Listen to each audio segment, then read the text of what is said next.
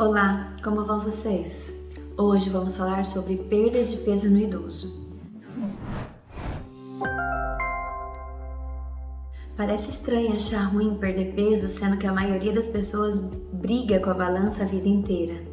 Mas perder peso quando não estamos com atitudes voltadas para isso, como alimentação e atividade física, não é normal. Apesar das alterações fisiológicas que acontecem com o envelhecimento, como a diminuição do paladar, do olfato, diminuição do esvaziamento gástrico, elas não causam perda de peso.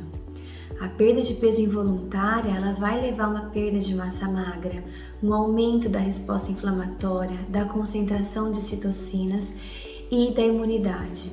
E ela vai levar a um aumento da mortalidade e da piora da capacidade funcional daquele indivíduo, em especial dos idosos. E como saber se o peso que eu perdi é preocupante? Nós ficamos em alerta quando há uma diminuição de 5% do peso em 6 a 12 meses ou 10% em 5 a 10 anos. E quais são as causas mais frequentes? Temos várias.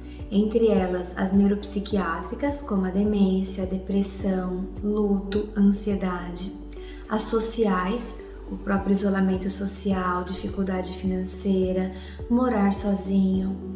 E as gerais, que é o câncer, insuficiência cardíaca, insuficiência renal, a doença pulmonar obstrutiva crônica, cirrose, dor crônica, hipertireoidismo. Quando a gente diminui a ingesta, seja por disfagia, por mau estado da nossa dentição, por perda de apetite, a dificuldade da pessoa de chegar até o alimento, quando ela tem dificuldade de se locomover ou ela tem um risco de queda durante essa locomoção, e os efeitos colaterais de algumas medicações. Alguns remédios podem dar boca seca, podem alterar o paladar, podem alterar o apetite, podem gerar problemas gastrointestinais como diarreia, náusea e vômitos. E apesar de ter todas essas causas, em 25% dos casos a gente pode não achar uma causa da perda de peso.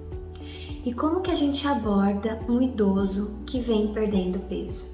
Em primeiro lugar, uma boa avaliação clínica, revisar as medicações, avaliar a memória e o humor, descartar a demência e depressão e questionar sobre o seu dia a dia em casa e com seus familiares. Pode ser necessário realizar alguns exames, tanto de sangue e às vezes até uma endoscopia, colonoscopia ou ultrassom de abdômen. E como que a gente pode reverter essa perda de peso? Se acharmos uma causa, nós agimos sobre a causa.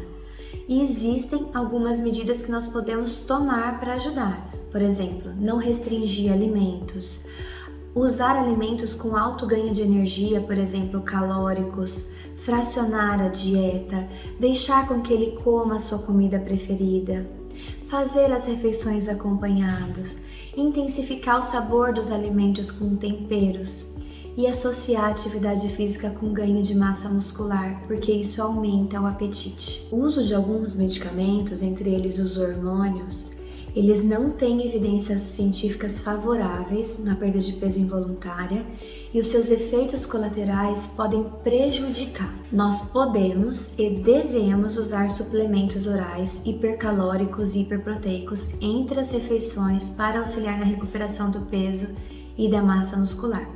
E algumas vezes pode ser necessário o uso de lipídios ou gorduras. Também pode ser necessário, em alguns casos, o uso de via alternativa de alimentação, como a sonda nasoenteral ou alimentação enteral e às vezes alimentação parenteral, mas esses casos são muito delicados, eles devem ser discutidos com a família e com o próprio paciente antes de tomar qualquer decisão. Se você ou algum familiar ou algum conhecido está perdendo peso, não deixe de procurar avaliação médica e nutricional. Perder peso sem querer não é normal. Um abraço a todos.